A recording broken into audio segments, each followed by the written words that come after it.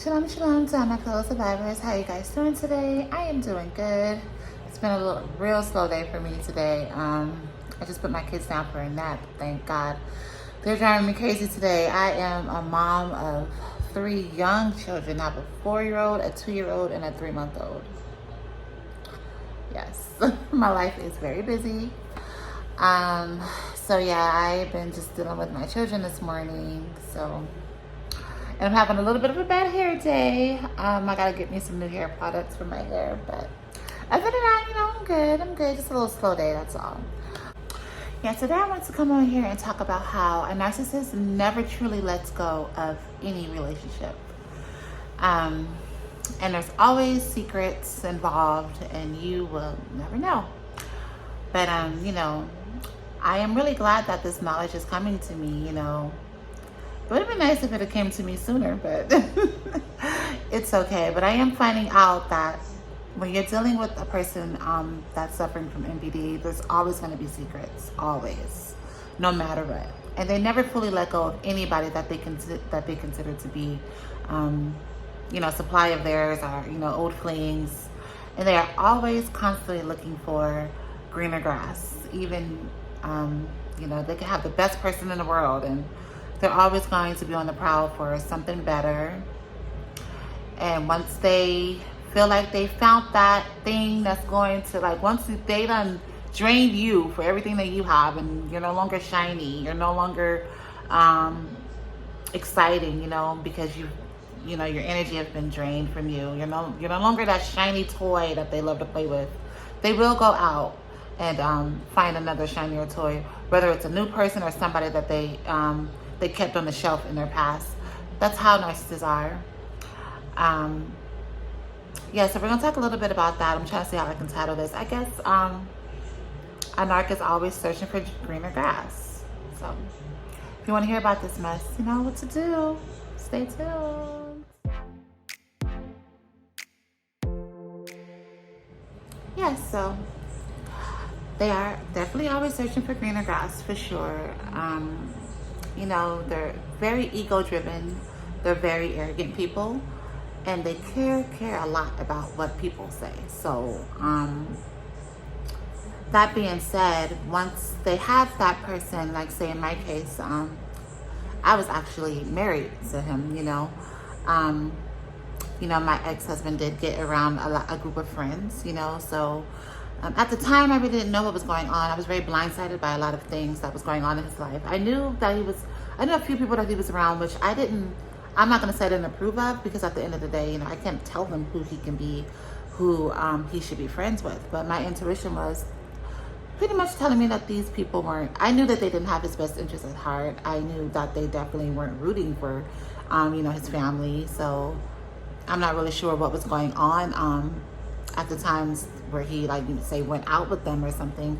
But I will say that the group of friends that my ex-husband decided to be around, I just can tell they were a little bit different from who we were and who we were used to being around, and our old the place that we came from, because we moved to a different area.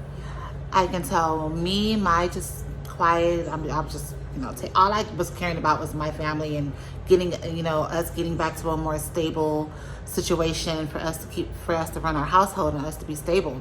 That was the only thing on my mind. But I can tell that mindset that I had was definitely not the mindset that he had with his friends. I think they just was on a different agenda. I became just, to them probably the old lady who just wanted to be in a house cooking and worrying about bills and stuff. I believe that he got around people who were searching for a more exciting life, and I didn't really fit that agenda. At the time, that was my husband for 6 years, so I didn't know exactly how much his mind got off of track when it came to our family. But I ended up having to find out the hard way that my husband had a whole total different agenda than I had. My agenda was for us to get back stable and to run our family again. His agenda was to, I believe, to just have this glamorous life, and I didn't fit that life that he was searching after. I just didn't fit it, So, he went out and tried to find somebody that that would, and he miserably failed, you know, but he has to learn the hard way too. Yeah, so no, I didn't fit it. You know, it's not as hurtful as it used to be to think about how off track my husband came when it came to me, period. It is very hard to, you know, it used to be very hurtful to think about how he just pretty much fell out of love with me. But you know, I am healing, and I came to terms. So that's why it's easy for me to share the story, you know, because I am healing. You know, I am healing, and some things I can actually find humor in now. So that's God. Thank God, you know. But yeah, so I'm not really sure when he started searching for greener grass. I'm starting to realize that it's not, I don't think it was like when we separated. I think it was before we separated. I think he was searching for greener grass throughout the relationship. And I didn't know, but you know, my intuition is definitely telling me that's what was going on. I didn't realize how bored he was getting or whatever. I knew we were having a lot of arguments, a lot of fights, but a lot of the arguments were stemming from me just wondering, why aren't we going the extra mile to mend our relationship? You know, we both acknowledge that we have a bunch of problems. So I don't understand why aren't we fixing them, you know? So that's why a lot of the arguments that we had were happening, because I feel like it was me trying to push the issue of us fixing it, and his mind was already somewhere else. You know, it was just somewhere else, on somebody else, probably on his friends. He wanted to trying to search for somebody that would fit more of the lifestyle that he already plotted in his head that he needs to have. No matter how realistic it is, no matter, you know, how far from it he pops like that he is, you know, in reality, he probably didn't even have the means to live a glamorous life, but in his head, you know, he wanted a more exciting life. So he was already on the prowl to find somebody that would be more suitable for that lifestyle. So either he was looking for somebody new, or he had somebody else on the shelf that he felt that he was more compatible with the life that he already plotted in his head. So, you know, that's how that works. Yeah. So he probably had somebody on the shelf, which is like an old lover or something, or he found somebody new. But one thing that narcissists do is they would feel like, okay, I don't want her no more. You know, she's not fitting the lifestyle that I want, you know. Let me go over to this person I feel like is more compatible. But where they mess up at is when they get over to the greener grass, in their head, the grass instantly turns brown. When they over there, they chilling. They're like, okay, I got this person I'm compatible with. And then they realize that all those qualities that the person that they just left have, that person's not going to have it. Yeah, they maybe look a little bit better on their arm or something, you know, I don't know. But once they realize that person doesn't comprehend the same, that person probably can't cook the same, that person's conversation's not the same, that person don't care about them like the other person did, they can't trust that person, then that's when they realize they done fucked up. So they don't ever think anything through. They think that anybody can be easily replaced, and that's just not how life works. There's some qualities that not everybody's gonna have. I'm not trying to make you seem like, you know, not everybody, you know what I mean? Like, I'm not trying to make sure I'm just like the best person in the world. No, that's not what I'm saying. But I am also I have enough knowledge to know that there's certain things about me that you're just not gonna find in any old person, especially if you trying to live a more party life, like you want to go have fun, you want to you know, be more low vibrational, you know, you want to start going to the club now, you want to start doing all this kind of stuff, you know, when you were living a more stable lifestyle, you know, when you know, we didn't do all that club and stuff, you know, that's not what me and my ex did together. So if you went out and found somebody that you feel like you can do that with and get all those good housewife qualities from her, that's not going to happen. You know, that's just common sense. So if you're searching for a more low vibrational person, you're going to get low vibrational qualities. But he wasn't thinking that. He thinking that he can go over there and still get a good home cooked meal while leaving a strip club. You know, he think that he can, you know, I know we just got done, you know, getting all this ass and stuff shook on us, and, you know, we just got done smoking all this weed, and, you know, but, you know, could you go in there and make me this, and that? And she gonna look at you like, no, I'm going to sleep, you know? And then he gonna realize, well, damn, you know, that's all he gonna, that's, you know, then he instantly is gonna realize, you know, maybe I should have thought this through a little bit more, you know what I'm saying? No, but all jokes aside though, but, you know, that's just common sense, you know, you can't turn a hoe into a housewife, you know, that's an old saying, you know? That saying been around since, I'm not really sure of the year, but I know it's been around a while, because I've heard that for a long time. But no, all jokes aside, that was just a little funny joke. But yeah, that's one thing that they do. They will search for greener grass. It's like they like to have different people to fit, like, I guess, each agenda in their life, you know. When they do get into something stable, you know, they'll try to play it off. They'll try to be that, you know, family man that you actually think that they are, but deep down, they're not. So they're always going to be searching for something better, because they're actually very arrogant. They have a huge ego, so you could never be good enough for for a narcissist, because they feel like they are just the best thing ever. Like, deep down, I feel like they do know that, you know, something may be wrong, but they're going to show, like, outwardly, they're going to show somebody that just deserves the best, you know.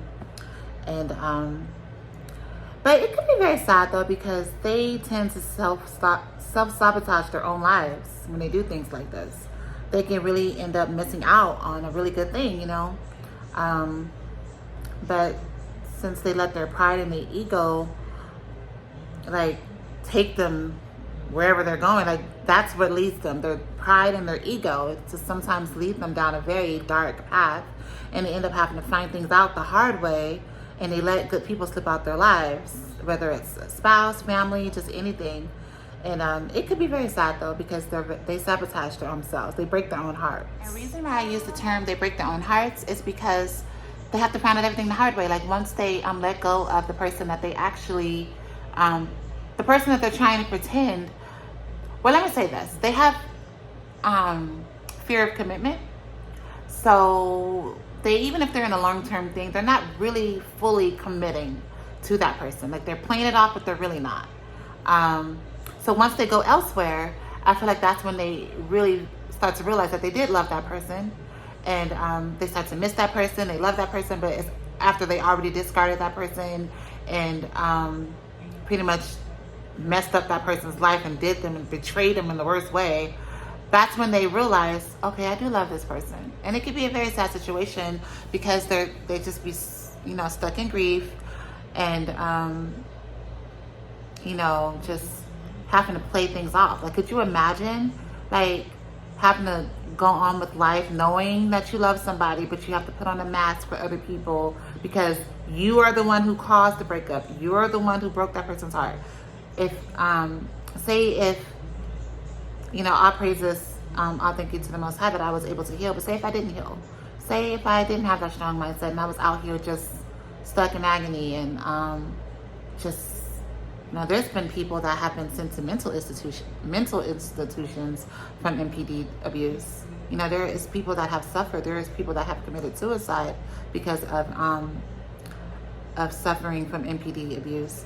It's a really serious thing. It's very serious. So say if I wasn't able to heal, you know, he would have to be stuck with that grief, knowing that he caused all of this, but he can't let everybody know that, because he's the one who's, you know, it could be he or she, but I'm just saying he's the one who caused the breakup. He's the one who smeared your name to everybody. So he's, you know, his mission was to convince everybody that you're crazy anyway, so that when he finally does walk out, he'll have a reason why.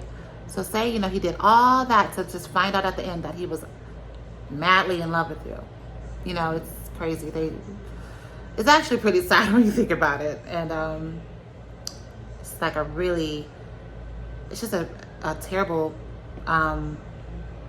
disorder to have. Like, you know, it's really a personality disorder that can ruin not only everybody else's, not only other people's lives, but their lives as well.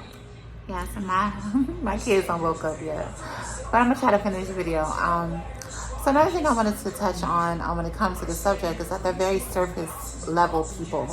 They focus a lot on the outer appearance of people and what people got. They're like low-key gold diggers, like an opportunist. So they go for whoever they feel like will look good to them. So you know, with me, I think at the time, you know, I'm not as much as I used to be, but I was like, you know, I dressed modest. I used to wear head wraps. So we were around like a group of friends that we were in a group together that was like religious based. So I guess I fit more of what he needed at that time, which was you know, a more modest person, a more modest woman.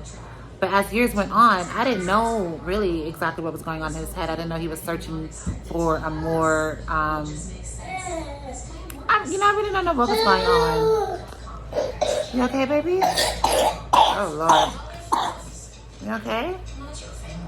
I just know that my ex was, I didn't fit what he was going for. I think he was looking for somebody that he felt would be more better on his arm at the time, and somebody that made him look good, because by himself I guess he didn't feel like he looked good, so he needs somebody else to make him look good. And you know, just looking for an opportunity to look like he was a higher status than what he actually was, look like he had money. You know, I don't know why you just can't have money, you know, but you gotta look like you have money. That's crazy. Like, just have money. You know, I know you ain't got that much money, but you want to go out and you know, find somebody that made you look like you have money. You know, that's just at the very surface level. You know, they're not really thinking outside the box. It's just like child, like stay at a child level. You know, it's really hard to grow with someone that wants to stay at a child level and do childish things. Whew, darn, I need to do my hair. But another thing that I would like to point out is that sometimes, I'm saying sometimes, but a lot of the times, narcissists can be secretly promiscuous. They're not satisfied with one sex partner at all. A lot of them have sex addictions. I'm not speaking about anybody specific. I'm just saying, like, if you look up narcissism, it will tell you that they'll be but it's like secret. Like you won't even know. They're very good at hiding it. You know, I'm not saying I dealt with this, but a lot of men, a lot of narcissistic men, probably women too, like to deal with like prostitutes and stuff like that. They spread themselves, like they just spread themselves, you know. And then if they're in a committed relationship, or say they got a wife or something, the wife will never know, because she's, you know, so that's why it can be dangerous too, because that's how STDs and things get spread around. But yeah, narcissists can be very, very, very secretly promiscuous. Suffer from a lot of addictions, whether it's sex, drugs, alcohol. It's like there's a lot of things that's low key, like you would never know. Okay, so I hope you guys enjoyed this video on how a narc is always searching for greener grass. I am getting ready for bedtime over here. And I just want to say thank you guys so much for watching. Whoever decided to watch, thank you so much. Please like the video, subscribe to the channel. I plan on posting a video every day, every other day. You know, I'm going to build this empire up so we can get this information out there. Even though there's so many amazing people on YouTube that talk about the subject as well. But thank you so much again, and I shall see you next time.